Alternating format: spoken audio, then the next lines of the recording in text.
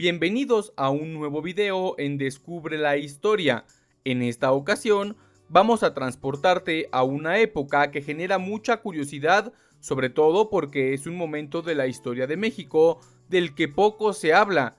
Así que sin más, te invito a conocer 10 increíbles curiosidades sobre la Nueva España, desde el papel que desempeñaban los africanos en aquella sociedad hasta el cultivo de tabaco y la producción de cerveza. Así que ponte cómodo para que nos acompañes a realizar un viaje fascinante a través de los siglos. Africanos en la Nueva España. Durante la época colonial, en el territorio de la Nueva España, no solamente vivieron españoles y los descendientes de las civilizaciones prehispánicas, sino que llegaron otros dos grupos culturales que normalmente se omiten deliberadamente en la narrativa de la historia oficial mexicana. Hablamos de los asiáticos y los africanos, siendo estos últimos los más utilizados para la realización de actividades que les generaran un tipo de ganancia a sus amos, pues habían llegado en calidad de esclavos al territorio. Lo primero que debes de tener en cuenta es que se les consideraba una mercancía y se les podían asignar un sinfín de tareas, que iban desde limpiar una casa hasta trabajar en lugares como plantaciones o minas, o bien aprender un oficio y trabajar. Pero eso sí, las ganancias no eran para ellos, sino para sus dueños. ¿Qué piensas sobre ello? ¿Podrías regalarnos un comentario para abrir un debate con los demás miembros del canal? Y de paso, suscribirte. Virreyes. Déjame decirte que la Nueva España fue gobernada por un total de 62 virreyes, siendo establecido el primero unos cuantos años después de la conquista de México. Hablamos del año 1535, siendo el primer virrey Antonio de Mendoza y Pacheco, quien fue nombrado por el rey español Carlos I. Y seguramente te estés preguntando, ¿cómo que fueron 62 si yo he visto en internet que fueron 63? Acá lo curioso es que muchas veces se le ha considerado como último virrey a Juan O'Donoghue, ya que este junto a Agustín Iturbide firmaron el Tratado de Córdoba, con el que se le reconocía la independencia a México. Sin embargo, es importante que sepas que ese personaje no fue un virrey. Minería. La minería, sin duda, fue la actividad económica que representó más ingresos para la monarquía de España durante aquellos años, ya que a partir de 1546, cuando se descubrieron los grandes yacimientos de plata en Zacatecas, también empezaron a descubrirse los de otros lugares como Guanajuato, Pachuca y San Luis Potosí, lo que provocó que alrededor de estas zonas mineras se empezaran a crear ciudades. Por cierto, yo actualmente vivo en una de ellas. Dime en los comentarios en cuál ciudad de estas te imaginas que puedo vivir. O si lo prefieres, mándame un saludito diciéndome si eres de alguno de estos lugares. Drenado del lago de Texcoco. El drenado del lago de Texcoco comenzó después de la caída de Tenochtitlán, pues los españoles consideraron que para construir una ciudad debía hacerse sobre tierra firme, por lo que era evidente que necesitarían secar el lago, y la primer obra que fue pensada con dicho fin fue el Tajo de Nochistongo. Dicha obra la inició el virrey Luis de Velasco en 1607 y se concluyó hasta 1637.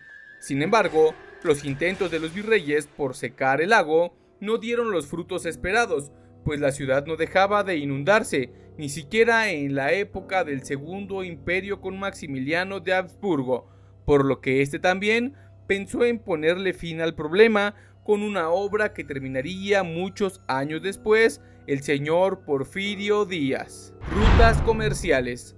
Una de las rutas comerciales más importantes de la Nueva España fue la del Galeón de Manila, pues esta ruta conectaba a Filipinas con Acapulco, y era esta ruta la que permitía que se transportaran productos de mucho valor como la seda, especias, cerámica china y otros productos más. La otra era la ruta del Caribe, y esta conectaba a Veracruz con Cuba y a su vez con España, lo que permitía que se transportaran productos como el azúcar, el cacao, el tabaco y otros más que llegaban desde Asia.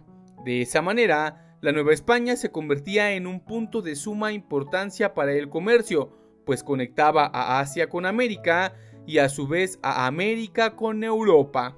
El camino real de tierra adentro. La Nueva España también tenía una ruta comercial terrestre conocida como el Camino Real de Tierra Adentro. Esta ruta conectaba a la Ciudad de México con Santa Fe en el actual estado de Nuevo México en los Estados Unidos. Cuadros de las castas. A pesar de que muchos lo hacen, no se puede hablar de una sociedad basada en el sistema de castas, en el caso de la Nueva España, ya que para que eso tuviera que haber pasado, se tenían que cumplir ciertos requisitos, como por ejemplo, que solo pudieras casarte con una persona de tu misma casta, situación que no pasaba en la Nueva España, y así podríamos enumerar muchos otros motivos por los que desmentiríamos la existencia de castas en aquella época. Sin embargo, lo que sí existió fueron los cuadros de castas creados por el pintor Miguel Cabrera en 1763.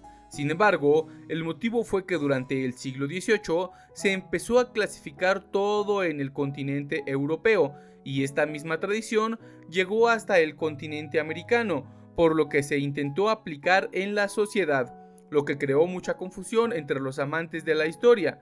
Sin embargo, otros argumentos que pueden utilizarse es que los nombres de esas castas solo existen en los cuadros, pues no hay documentos que respalden la catalogación de personas como se hace en los cuadros de castas. Si les interesaría saber un poco más de este punto en particular, les recomiendo investigar los trabajos de la historiadora Pilar Gonzalo Aispuro. Nuevos vegetales y animales. A la llegada de los españoles inició un gran mestizaje cultural y con ello la introducción de nuevos alimentos como el trigo, la canela, pimienta, clavo, lechuga, rábanos, habas, mango, limones, carne de cerdo y de res, lo que provocó que durante los 300 años que duró la época colonial se fueran cimentando las bases de la rica gastronomía del México en el que vivimos actualmente. ¡Qué calor! Cultivo del tabaco. Si bien el uso del tabaco era algo utilizado entre algunas civilizaciones prehispánicas con fines sagrados, a la llegada de los españoles el producto empezó a producirse en masa, lo que permitió que para inicios del siglo XVII este producto pudiera empezar a exportarse a España, dejando como consecuencia la creación de la institución del estanco de tabaco en España en 1636, lo que provocaría que este producto se consumiera de forma masiva en el continente europeo y asiático. Producción de cerveza.